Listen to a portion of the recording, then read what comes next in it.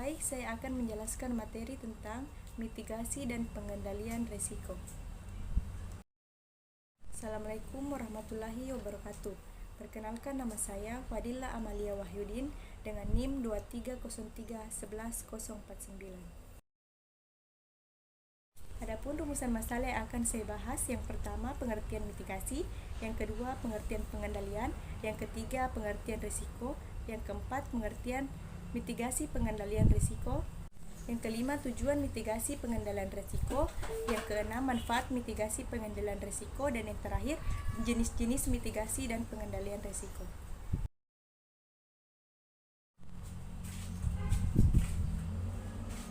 Apa sih itu mitigasi? Mitigasi adalah tindakan atau serangkaian upaya yang dilakukan untuk mengurangi dampak dan risiko bencana sebelum bencana terjadi, baik melalui pembangunan fisik maupun peningkatan kesadaran dan kemampuan masyarakat. Selanjutnya, penjelasan dari pengendalian. Pengendalian adalah proses memantau, mengevaluasi, dan memperbaiki aktivitas atau proses agar sesuai dengan rencana yang telah ditetapkan, memastikan tujuan tercapai, dan mengoreksi penyimpangan yang terjadi.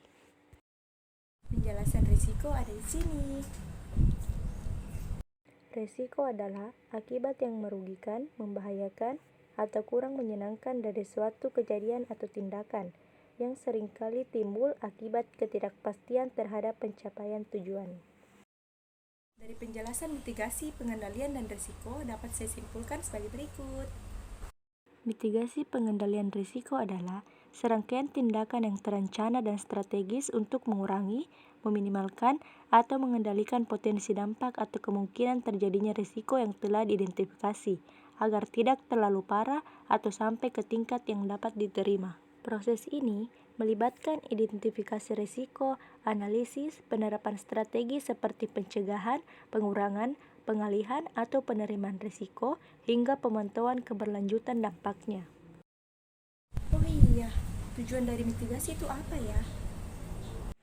Tujuan mitigasi yaitu: yang pertama, meminimalkan kerugian dan dampak negatif; yang kedua, melindungi aset dan reputasi; yang ketiga, menjamin kelangsungan operasional dan bisnis; yang keempat, menciptakan lingkungan kerja yang lebih aman; yang kelima, meningkatkan ketahanan dan adaptabilitas; yang keenam, memastikan pencapaian tujuan; dan yang terakhir, membangun kepercayaan pemangku kepentingan.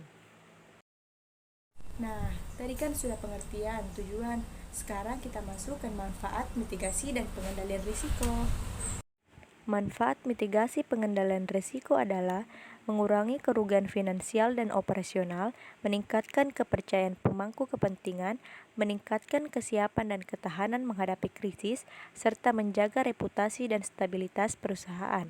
Selain itu, mitigasi juga membantu memastikan kelangsungan operasional, meningkatkan pengambilan keputusan yang lebih baik, dan memberikan keunggulan kompetitif dengan meminimalkan gangguan.